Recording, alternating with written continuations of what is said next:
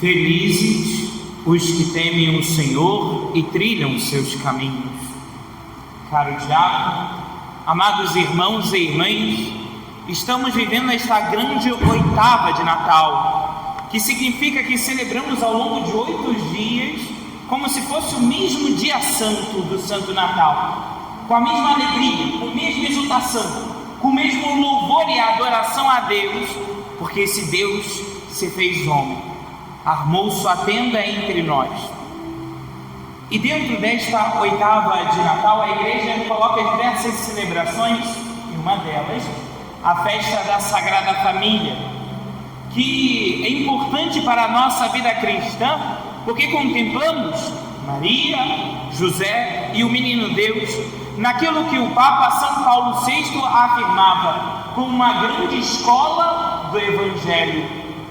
Contemplar esta Sagrada Família não somente porque as suas pessoas são santas, Maria e José e o próprio Deus é santíssimo, mas ela é sagrada porque também o próprio Deus se fez presente no meio de uma família. Meus irmãos, Deus eterno poderia de todas as formas possíveis adentrar na história da humanidade, nos salvar sem precisar de mediações humanas. Mas Ele quis ter uma mãe, Ele quis ter um pai para cuidar também dele, Ele quis uma família. E se o próprio Deus habitou numa família, significa que esta família se torna também um lugar santo, sagrado.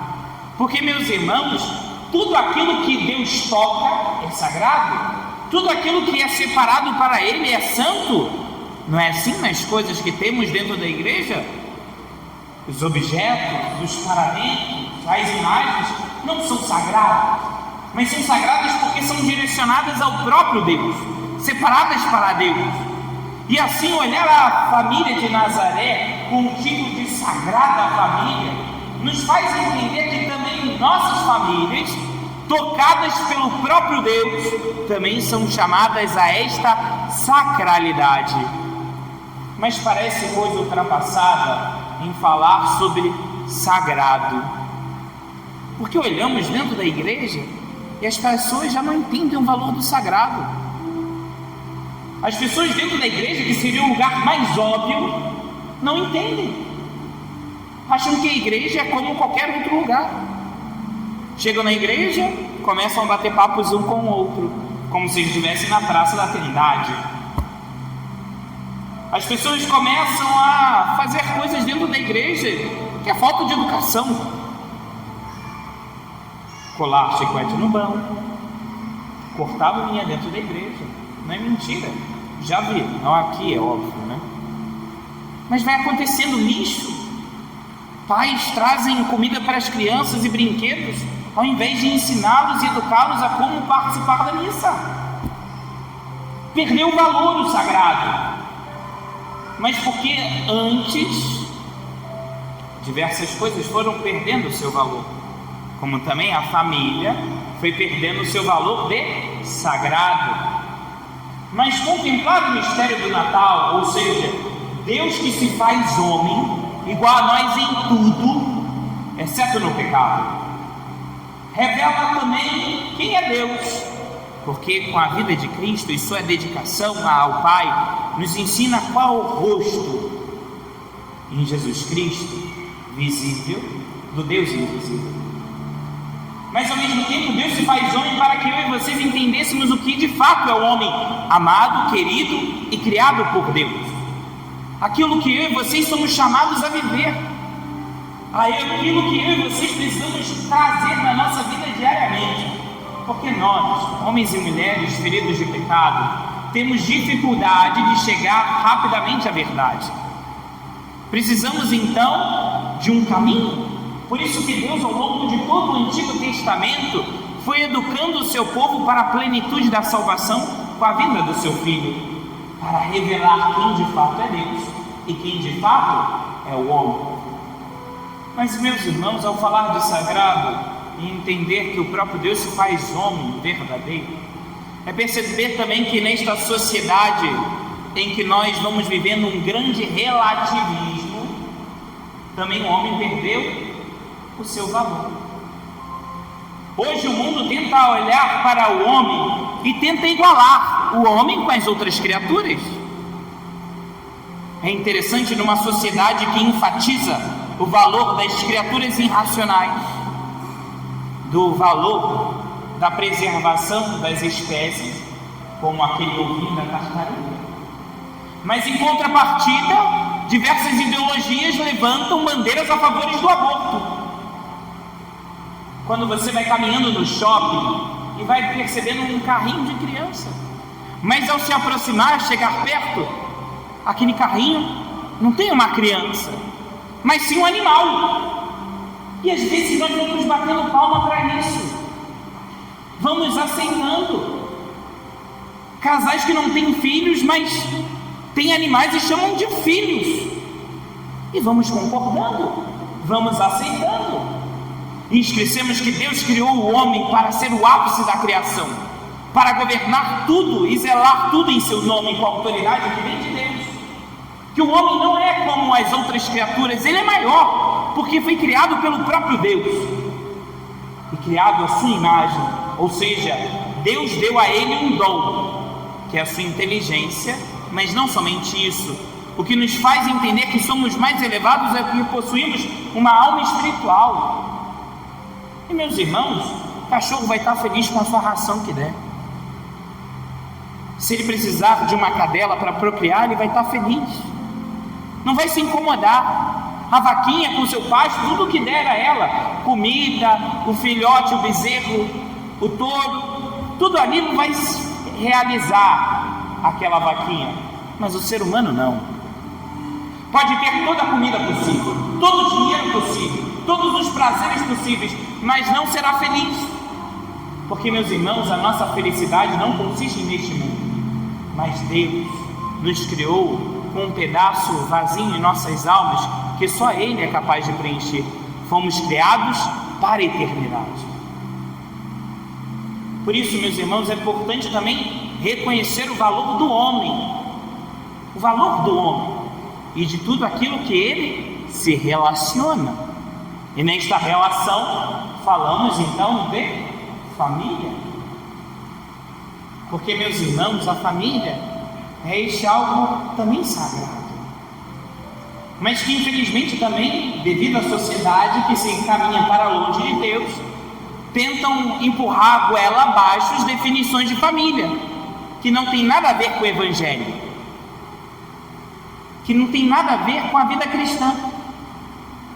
E às vezes nós vamos aceitando aos poucos, e não pode ser assim. Essa liturgia nos convida a sermos arautos da verdade, de proclamar a família querida e amada por Deus, e entender também o seu valor sagrado. Porque, meus irmãos, nesta família de Nazaré, olhamos o Deus que, ao querer ter uma mãe, significa que aquele Deus eterno, que criara todas as coisas, e com o seu poder sustenta todas as coisas. As aves do céu são sustentadas pela autoridade divina, mas se faz tão frágil que quis com o leite materno ser sustentado. E Maria foi assim.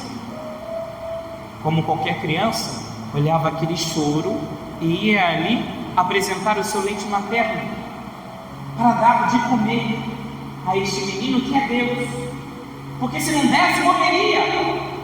Mas cuidou. No meio do frio, como não pensar naqueles panos que foram sendo enrolados no corpo do menino Deus, por meio do carinho e amor da Virgem Maria, que entre tantos carinhos, cuidando do filho, no banho, beijava e enchia de beijos o autor de todas as coisas, que nos cuidou e cuida sempre.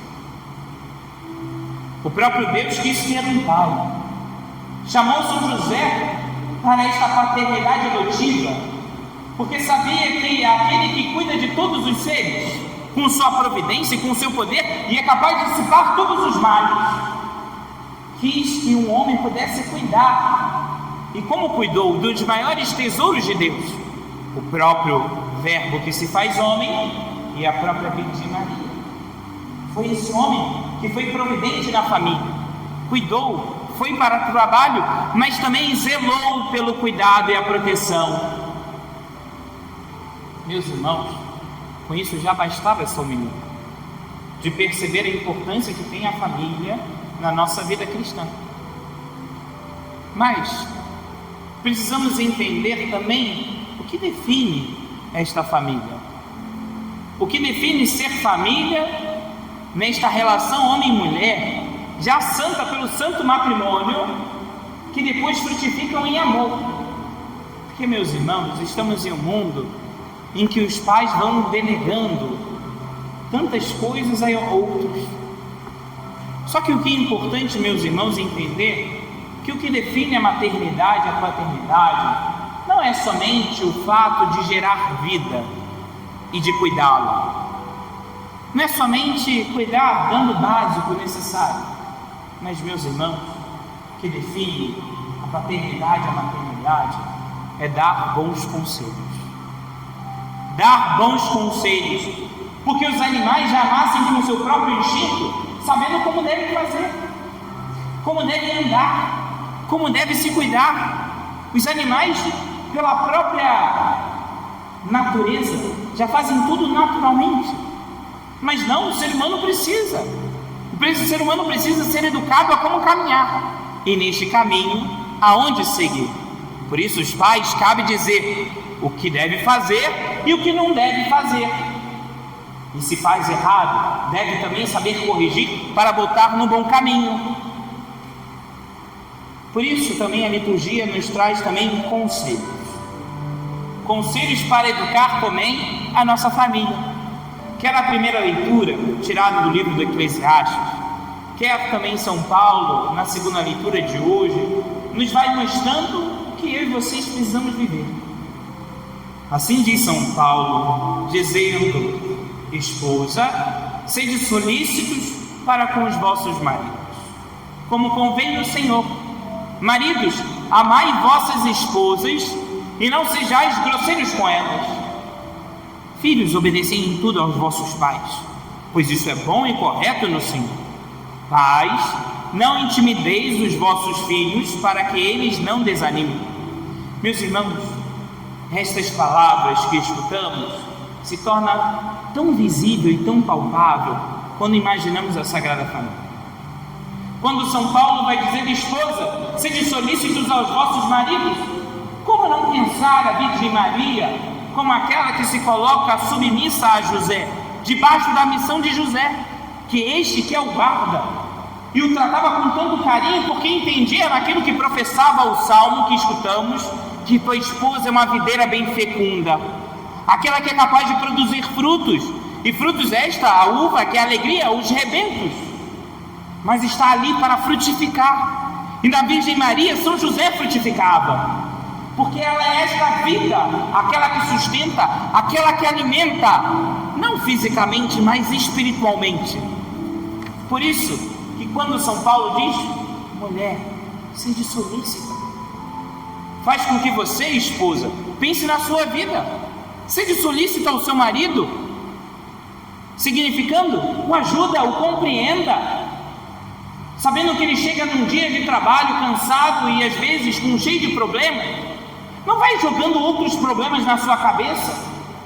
Talvez silencie, como a Virgem Maria talvez silenciava. Aprenda também a valorizar o trabalho do seu marido. Não vai só reclamando, falando não fez certo, mas agradeça, elogie, se arrume para ele. Mas continua o texto: maridos, amai vossas esposas. Meus irmãos, quer maior amor de um homem por uma mulher que não seja de São José? Amou tanto a Virgem Maria, amou tanto que foi casto, que entregou o seu coração inteiro a ela, que cuidou tanto dela, que até pensar nela caminhando, quer para Belém ou para o Egito já com o menino nascido, não pensar que talvez naquele cansaço ia conduzindo à frente sem desanimar. Aprenda também a não desanimar a sua esposa, mas trabalhe. São José é este homem que não faz muitos discursos. O evangelho de hoje já falava. José faz o quê? Levanta e toma a menina o menino e sua mãe. Pare, homem, de ficar falando, inventando discursos. Comece a fazer, comece a amar, comece a cuidar. Pare de exigir da sua esposa, mas faça algo por ela. Cuide da sua família. Se preocupe mais com sua família do que o trabalho. Escute mais e fale menos. Haja com o coração. Continua dizendo: filhos, obedecei em tudo vossos pais. Meus irmãos, o próprio Deus que governa todas as coisas quis ser obediente em tudo aos seus pais. Obedeceu prontamente a Virgem Maria, obedeceu prontamente a São José. Não ficava esperando, como talvez nós, filhos, esperando alguém que mande ordens, faça isso, faça aquilo. Mas, meus irmãos, com certeza Jesus fazia diversas coisas, vendo o cansaço da sua mãe e do seu pai, prontamente, porque amava e fazia porque via também o valor do trabalho de sua mãe e de seu pai.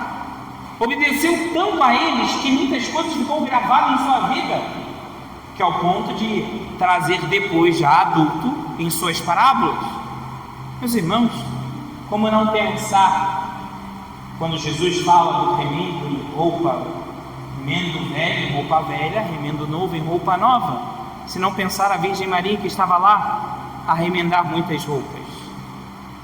Meus irmãos, Jesus obedeceu em tudo, por isso trouxe tudo dos seus pais em sua vida. E continua: pais, não intimideis os vossos filhos, para que eles não desanimem. Trazemos a memória do Evangelho de São Lucas, que depois de perder o menino, encontram ele depois de 3 dias no templo entre os doutores. E a Virgem Maria questiona, dizendo que estavam aflitos procurando. E o menino responde: não sabeis que devia estar na casa do meu pai? Meus irmãos, e a Virgem Maria se cala, guarda tudo em seu coração, porque entende que aquele menino que foi nos dado é o próprio Deus e tem uma missão a se cumprir. Por isso entende que o que ele faz é a vontade de Deus. Assim, meus pais presentes, pare de querer reter o seu filho nas suas mãos. Aprende que seu filho, como diz o ditado, é um passarinho que vai para fora do ninho e nasceu para voar, para sair de casa.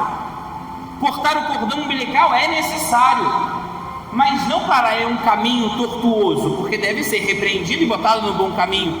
Mas, pais, seus filhos foram criados para fazer a vontade de Deus. Por isso que você reza pelo seu filho, para que não realize os seus sonhos, ou aquilo que você não conseguiu, faça. Não, mas para que ele faça a vontade de Deus. E você deve apoiar, mesmo que não seja aquilo que você espera, mas apoie, porque é um bom caminho. Porque seu filho nasceu para Deus e não para você. Começa a soltar o seu filho, soltar para caminhar, vivendo a fé. Mas, meus irmãos, ao mesmo tempo, para nós filhos, também a carta ao Eclesiastes nos ensina quando também nós já somos adultos. Porque o livro do Eclesiastes vem trazer a paciência em meio à velhice, dizendo: meu filho, ampara teu pai na velhice. Como é difícil hoje. Quantas pessoas sem paciência com os pais já idosos, que em meio talvez uma fragilidade humana, começa a repetir diversas coisas que já havia dito, mas acaba esquecendo que quando era novo, pequeno, você também falava diversas coisas e o pai com paciência ia lá. Quando você diversas vezes esquecia a toalha para tomar banho e chamava o nome da sua mãe, e sua mãe diversas vezes ia lá. Agora deve fazer o mesmo, porque seu pai agora, sua mãe na velhice, já repete muitas coisas. E como ele teve paciência comigo quando eu era mais novo, cabe a mim tê-lo agora para com eles. porque sei que uma hora chegará a minha vez. Terão que ter paciência comigo de novo. Meus irmãos, isso é fundamental na nossa vida diária. Olhar o valor da família e colocar tudo diante de Deus. Porque, meus irmãos, parece que Deus tem perdido a cena na família, inclusive na educação dos pais. Precisamos corrigir a ideia de que ensinar as coisas de Deus é coisa de catequista, porque não é. Quem deve ensinar a rezar o terço, quem deve ensinar a rezar o credo, quem deve ensinar a rezar o salve rainha, os 10 mandamentos, não é a catequista, mas são os pais. Mas infelizmente muitos pais não sabem, por isso não ensinam, porque estão preocupados de dar tudo: boa educação, curso de inglês, saúde, ótimo, dê. Mas o problema é que a coisa mais importante, o maior bem é o próprio Deus. Agora, se um pai e uma mãe, esposo e esposa não tiverem Deus diariamente, por que ofertarão os seus filhos? Nada. Por isso que esta liturgia nos convida, antes de tudo, a temer a Deus, colocar a nossa vida debaixo dele, a nossa história debaixo do seu poder, a nossa família debaixo da sua autoridade, porque é ele que nos governa, é ele que nos aponta o caminho como uma bússola. Mas precisamos, meus irmãos, ter essa certeza: nós precisamos de Deus e precisamos dar Deus ao outro. Mas se eu e vocês não temermos a Deus e não buscá-lo, o que daremos? Nada, só pecado.